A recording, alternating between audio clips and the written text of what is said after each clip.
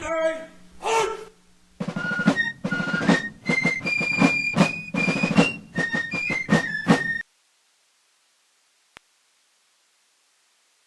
guys, George here. I'll bring to you another video. I'm slowly working on improving the channel appearance. For example, I have a new banner on top and clearly says Advanced Squad Leader with George Chiotis, because now that's how everybody knows the channel by. I didn't change names. There's still tips and tactics, but I'm not going to interchange the banner on top between tips and tactics and the AARs. You know what it is? That's what it is. And the sidebar, I believe now, is more clear. That has the evolution of the game, starting with Advanced Squad Leader, Cross of Irons. The Squad Leader, I see, is a bit cut off, but doesn't matter. Cross of Iron, Crescendo of Doom, GI, and finally, our beloved game, Advanced Squad Leader. And now you see the GIs clearly in green, as opposed to changing colors all the time. That's a little thing I noticed that I tried to correct that, and I'm going to improve it over time. And by now, you already know that what I want to talk to you about is storage solutions. And the reason why I want to talk to you about storage solutions is I was viewing something in Facebook. A discussion ensued, and this fellow showed a picture of his baggies, and what ensued was the little game where it goes by, you pull yours, I pull mine. No, I pull yours, you pull mine, I poke you in the eye, and I go blind. That type of thing, right? And there's no need for it, because we're living in 2023, and there are different solutions based on your needs.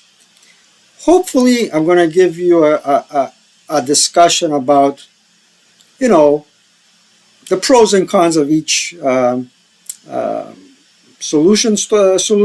storage solution. Yeah, the pros and cons of each storage solution. And maybe at the end of this video, you'll find out what suits you the most. Now, depending on the type of budget that you have and the space that you have, it's not one size fits all.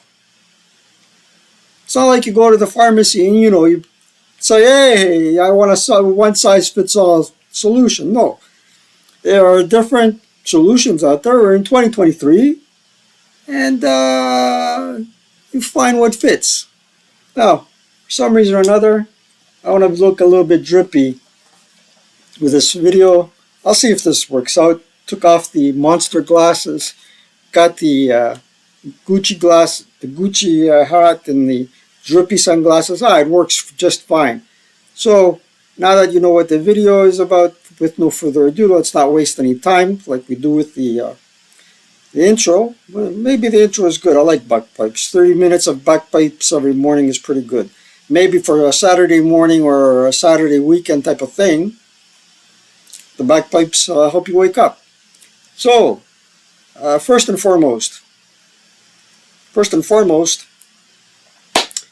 PowerPoint always delays.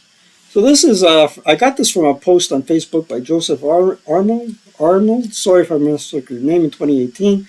Now, his buddy laid away a gift for him. I wish my buddies laid away a gift for him. Now, you can't see the entire picture, but go to the Facebook page and view the picture yourself. And it's in entirety, okay? All right. His buddy laid away a gift for him. It was the gift of love. Here it is. So, one bro helped the other bro go through a divorce. In turn, the fellow that was saved by the other fellow or helped gave him this gift. Advanced Squad Leader, right? With boards and counters compactly placed in baggies. Now, what are the pros for baggies, right? They refit back in the box. Now, caveat emptor, I suppose. You can refit these things back in the box, but then in turn, if you do not protect the box, or you leave it on the shelf and you have a little bit of a problem with earwigs and silverfish, say goodbye to your investment, right? Keep that in mind. The way I preserved my original squad leader game, and it went through, moved to an apartment, no, from an apartment to a duplex, and from a duplex to here. But yeah, 3 different moves and a divorce. Unfortunately, it survived due to the fact that I kept everything in plastic. Now, my counters may have been in baggies or little plastic containers that I bought from the dollar store. However, the entire kit and caboodle was in turn placed in a large plastic vat, and that's where I have my kit now, in a large plastic vat. And that's in fact what I took to the first convention that I went to. However, I only had to drive, it didn't fly, and it was about an hour's drive from here. So I could afford to put that large vat in my trunk and drive to the convention center or the hotel at that time, put my vat there, and then I could pick my counters from there and whatnot. Now, if you're flying, your solution will be different. So quick and easy and affordable. You can find now baggies anywhere. You don't have to be a drug dealer to get a pair of baggies. You go to your craft store or you order them online. Sealable bags. Back in my day, the only people that had these type of sealable bags were drug dealers and jewelers for one reason or another. We couldn't find them anywhere in a department store. Go figure. And they're readily available, right? You can go to the dollar store and get them if you want. Now, cons. Durability. I have other games where the counters are not enormous. I like to keep them in baggies because they don't even, the game counters don't fill up an entire counter sheet or a counter tray. So keep them in baggies, but after you seal them and reseal them after a while, they may endure some damage. So durability. And of course it depends on the type that you buy. Traveling, hey, they fit in a bag. As long as you don't lose them, you're good. Readily available. That's what I mean by readily available. Cons. Durability, yeah, traveling, or they can spill, right? Or you can lose them. That's a con. I'm on the cons, mixing things up between readily available and traveling. Can look messy, right? They look messy. And I joke about this. You know, last time I put things in baggies, the DEA and the RCMP came knocking on my door. Hey, c'est quoi ça? That means, what is that in French? More or less. Or Quebecois. So, it's your risk. All right? Let's go on to the next slide. Plastic trays. And this is a picture I got from Louis Calcata. His father was a war gamer. He had some games in his trays. The son took them, made a nice plastic cover, and you can make trays like this with vacuum forming. If you have a vacuum former, you can take little compartments, you set them up on the board, and you put a sheet of plastic over there, a heated sheet of plastic. You look up vacuum forming. You can make your own. You can buy them from GMT, and there's another company that sells them as well still. And although I got this picture from Louis Calcata, I remember Charles Hammond from Hasmo Games also posted his kit. And his travel kit included these travel trays, but he put rubber bands around them, right? So he knows that they're stocked, they were well labeled, so he can really find his counters. And he, like I said before, he had them in rubber bands so they wouldn't spill all over the place. So very compact, because when you take a look at a plastic counter thing, it's about an inch thick, and it fills half, your counters fill half of the plastic container, the other half is air. So who wants to travel with air? You can't afford it. Even our Prime Minister can afford it. He pays carbon tax apparently for air purposes. Anyway, that's a different story. We don't want to get political. Space efficient and lightweight. So if you have these trays, and I guess you're not planning to go anywhere where You have to overexert yourself and be fearful that your bag is going to be thrown with your counter trays in it to a loading and offloading ramp or what have you. Hey, if it floats your boat, use it. Cons, sealability.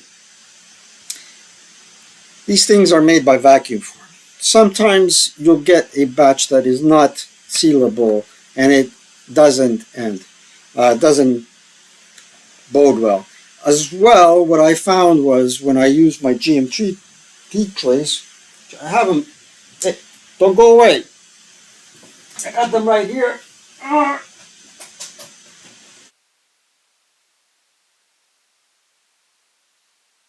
I got about 20 of these left. But somehow they figured out, that these should not fit in an M&P box. So I cut about an eighth using scissors, nice scissors. I cut about an eighth of an inch on each side. It can fit back in an M&P box. Don't tell anybody I told you. Keep it to yourself. Keep it a secret. M&P and GMT may have an issue with that, but hey, I'm back again. Let's go. What's next? Now here are the small plastic parts. Now, people that are not war gamers, normal guys, what they use these for is small part storage, screws, nuts, bolts, and even fishing gear and lures. What we use them for are war game counters. And the king of counter storage has to be Oliver Gray over in the United Kingdom. I've seen pictures upon pictures of well-organized, meticulously detailed counters, wall high, in his home, through Facebook. Thanks God for Facebook, as we say in Greek. Right? This is beautiful. This is beautiful.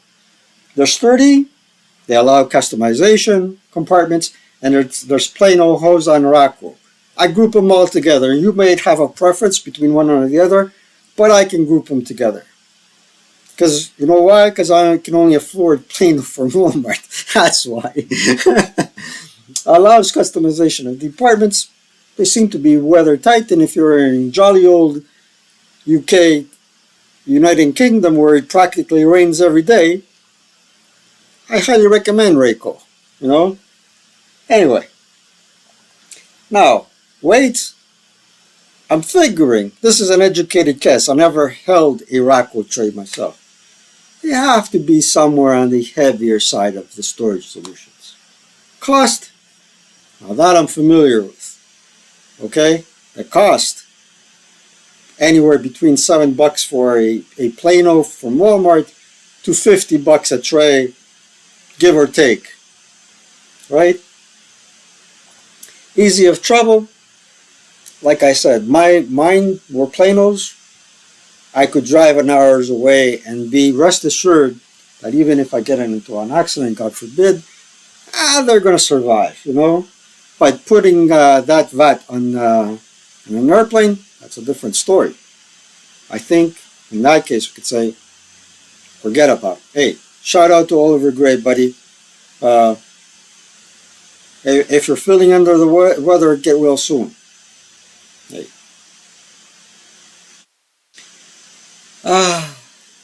We come so quickly to 3D printed solutions. It's almost like the evolution of storage here. We started with the simple stuff, the baggies, back in the late 1970s, early 1980s. We advanced to counter trays when the peak of wargaming rose. And then now in 2023, we've skipped a Plano, right? We've already said that's for fishermen. But anyway, I got plain old trays for fishing. Now, we come to 2023, and the maker's cult comes around. I remember I saw my first 3D printer back in, 2010, 2011, around there. It was amazing. The filament would go down, and then the thing would go like that, and the statue comes up. Here we got a 3D printed solution. I wish I could show you more, but one is enough. And this is slide 5 of 5. We're going into 15 minutes. That's pretty much everybody's attention span. So hey, oh, in terms of being very compact, as you can see, you're stacking so high, but in that stack of printed trays, you have such a high density of counters. It's practically counter to counter, very efficient. In terms of organizing, you can customize the solution, so you can have 5/8 counters for admin here, half-inch counters there. You have half-inch counters, and you essentially think of what you want, and it's there. Is it lightweight? I have a little gadget here that's been 3D printed by my son when he was doing 3D printing. Here it is, a little model boat. Has a bit of a texture to it, but it's excellent. It's beautiful. You know, you don't even have to buy a kit.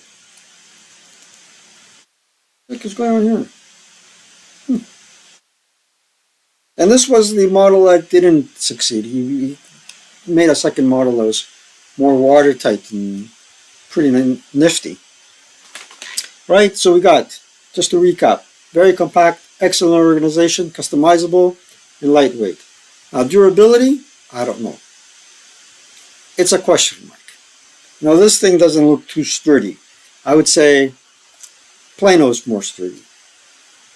That's just me. I could be wrong. Correct me politely and respectfully. Correct me if I'm wrong. Cost? Last time I saw the cost of these things, I don't want to venture there. Now,